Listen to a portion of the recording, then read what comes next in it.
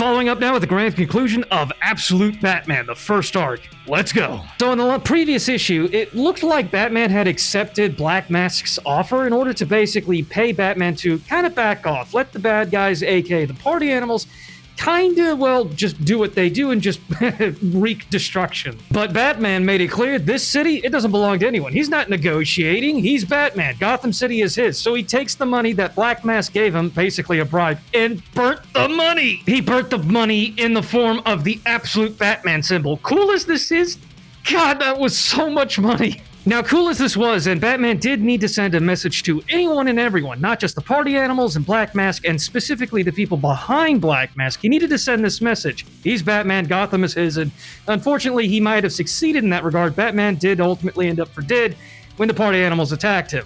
And while this might be a very young Batman, a very inexperienced Batman, this is still Bruce Wayne. This is still Batman.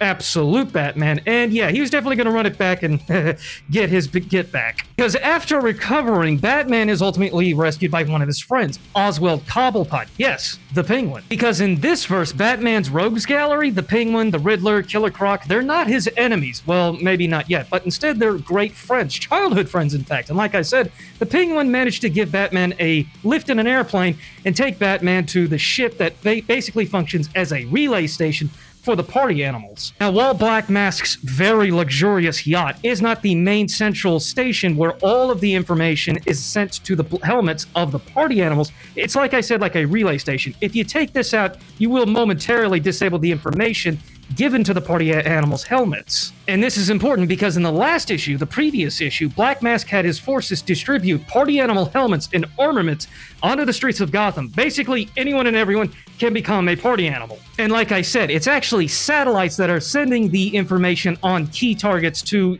key locations such as Black Mask's yacht, and then that information is then sent out to the party animal helmets. So now it's a race against time. Batman needs to destroy Black Mask's yacht, effectively cutting out the middleman with all this information fed to the party animal helmets, because now that they have them on, they'll see really big tempting targets such as Batman's mother, Martha Wayne, and Jim Gordon. And after catching that L and ultimately ending up at death's door, Batman gets airdropped by Penguin up in the air above Black Man's yacht. Now it's time for that get back. It's a luxury yacht. They're having a hip-hip happy time. Everybody thinks the bad guys have won, and then here comes a bat-shaped tactical nuke and just drops in. He drops in without a parachute. And Absolutebatman, his cape, it doesn't function like a glider. He literally pulled a Captain America and jumped out of the plane without a parachute. And while Absolutebatman is an absolute badass in every regard, and he does not hold back, he's extremely brutal, this is still Batman. He still adheres to the no unaliving rule. So when he beats the ever-living tar out of these bad guys, he puts a lifesaver around their neck and then throws them overboard. I say throw, but for this one henchman, this one was a little personal, and Batman Spartan kicks his ass off the ship. And then this pipsqueak of a henchman tries to stab Batman, but basically he's like, I'm a little kid, you can't do this. And this is the look on Batman's face. Uh-oh. He put the kid.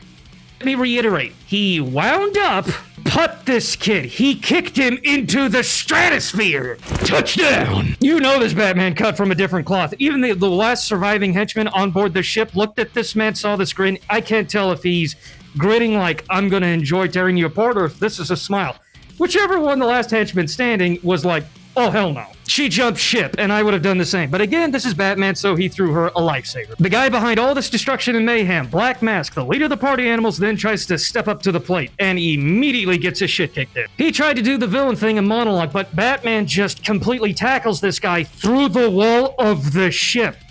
How pissed is this guy? Pissed enough to pick up a bowling ball and use them as weapons, and proceeds to clock Black Mask in the head with bowling balls. All while Batman is telling Black Mask, go ahead, tell me I'm a failure. I love it. Just continue to tell me I'm a failure. I'm Batman. I'm just going to keep coming back at you over and over again. I'm Batman, but go ahead, tell me I'm a failure. This Batman, he's built different. Different, but he's still inexperienced, because don't forget, Absolutebatman, he's still very, very young. He's not even 30 years old yet, so it's not too surprising that Black Mask, after somehow surviving being hit in the head with bowling balls, manages to pull out a garrote and begins to choke Batman. Ouch! But unfortunately, Black Mask does the monologuing, the classic villain thing, and monologues a little bit while Batman is suffering basically a very heartfelt flashback in his mind while Black Mask is trying to unalive him. And when heroes have these flashbacks, especially to a genuinely good moment in their past where he was basically thinking about one of the good memories when his mother was, still trying to comfort him after the loss of his father, when these moments happen, the heroes suddenly start holding back. And that's when we notice something being activated on Batman's cowl, a little device right here where the ears are. Cowl rotates the ears, which, by the way, these ears on Batman's cowl in the Absolute verse, they actually can be removed and are actually blades. But right here, the blades are sheathed. They're still connected to the cowl, but now they're pointing straight forward. Now, why would that be needed? Oh God! Safe to assume Batman defeated Black Mask.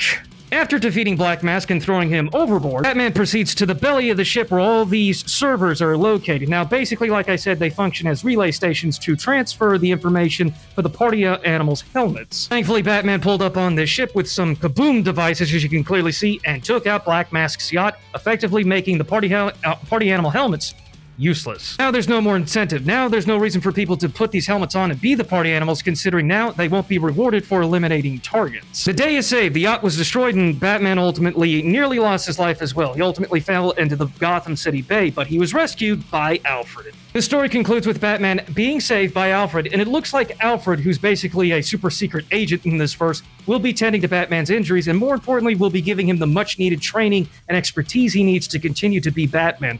But we're not done just yet. The Joker, who is seemingly behind all of this, is revealed in all his grotesque glory. The cliffhanger here being is that the Joker was behind all of this, and after the failure of Black Mask, he's not done just yet. We see the Joker undergoing some grotesque healing procedure, and when he does heal, he ends us with this cliffhanger. Get Bane. Can't help but wonder what Bane will look like in the Absolute universe. But if you enjoyed the video, make sure you follow, like, and all this stuff, and I'll see y'all in the next one.